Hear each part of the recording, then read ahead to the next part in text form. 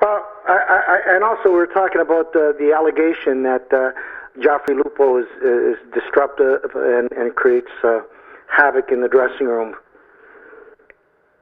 And he's going to run out of luck sooner or later.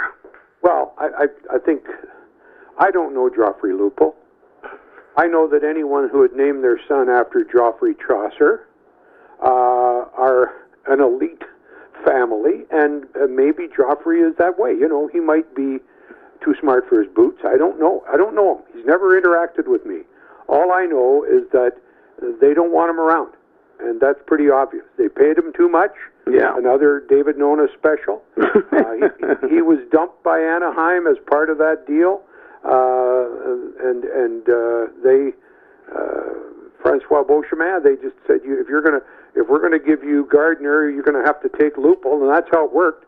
And Lupul had a chronic back problem, which he hasn't had, but he's had everything else. Everything else, yeah. Yeah. So Joffrey Chaucer Lupul is not someone that I know, but I know that the way he acts, from my standpoint, watching him and listening to him, he thinks he's pretty hot.